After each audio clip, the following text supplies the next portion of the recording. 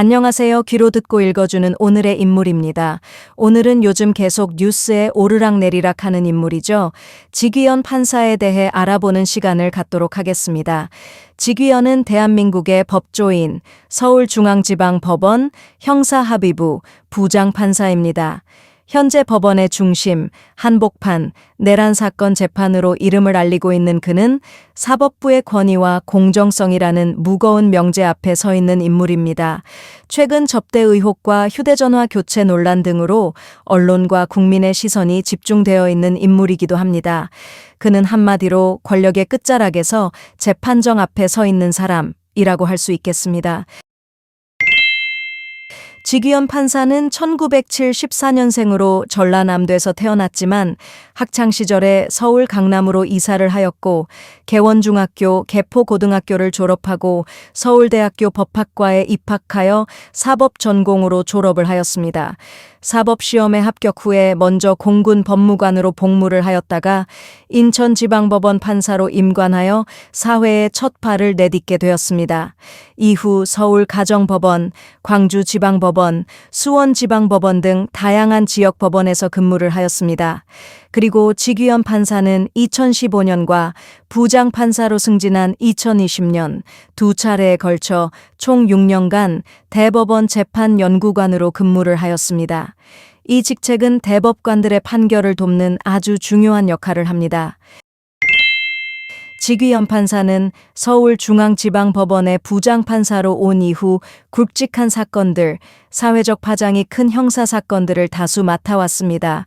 유아인 마약 투약 사건, 삼성바이오로직스 분식회계 의혹, 삼성물산과 제일모직 합병 과정에 개입한 혐의로 기소된 이재용 삼성회장의 1심 재판 등을 맡았다고 알려져 있습니다.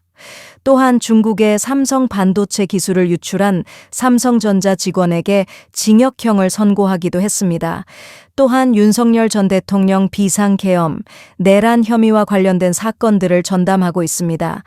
윤석열뿐만 아니라 김용현 전 국방부 장관, 조지호 경찰청장, 노상원 전 국군정보사령관 등 주요 피고인들 재판이 모두 그의 재판부에 배당이 된 상태입니다. 직위현 판사는 현재 많은 논란에 휩싸여 있습니다. 첫 번째 논란, 직위현 판사가 서울 강남의 유흥업소에서 법조인 후배들로부터 접대를 받았다는 의혹이 제기되었습니다. 사진과 카톡 내용 등이 증거물로 제출이 되었는데요. 이 의혹이 제기된 이후 언론과 법원 감사기관이 조사에 나섰습니다. 현재 발표된 자료로는 증거가 많지만 현재까지 확인된 사실관계만으로는 직무 관련성을 인정하기 어렵다는 판단이 내려졌다고 합니다. 한마디로 징계 사유로 보기는 어렵다는 이야기입니다. 이 논란으로 양쪽 입장에서 거세게 싸우고 있습니다. 증거가 차고 넘치는데 왜 감싸냐는 비판이 제기되고 있습니다. 한편 직위현 판사는 접대는 생각을 해본 적도 없다. 그런 시대가 아니다. 라고 의혹을 전면 부인하였습니다.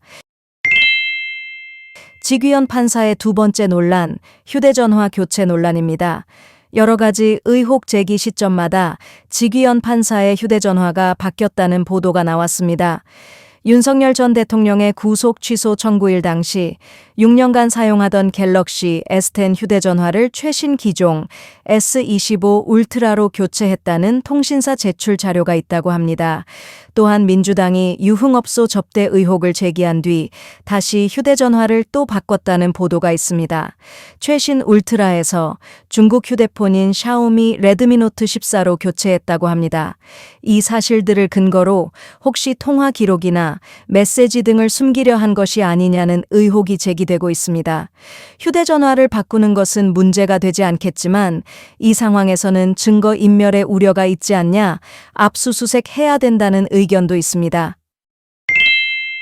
세 번째 논란, 윤석열 전 대통령 구속 취소 논란입니다. 지난 12월 3일 다시 없을 역사라고 생각했던 계엄을 선포하였습니다. 이로 인해 비상계엄 선포 등 내란 혐의로 기소가 되었고 재판이 진행 중인 상태였습니다.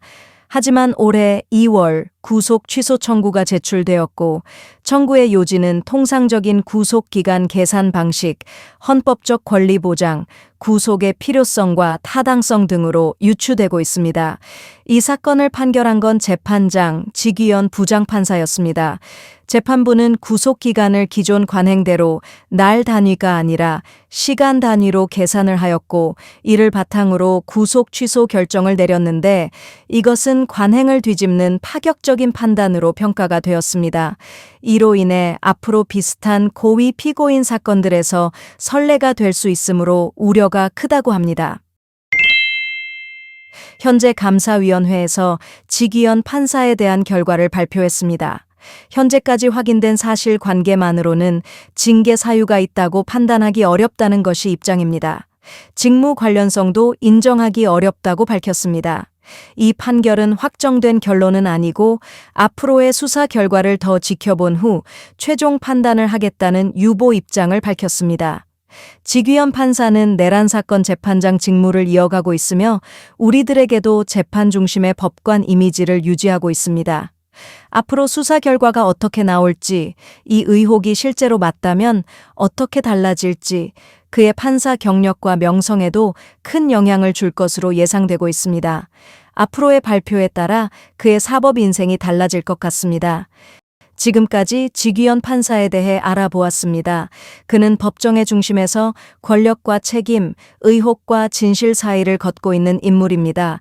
우리 함께 지켜보도록 합시다. 감사합니다.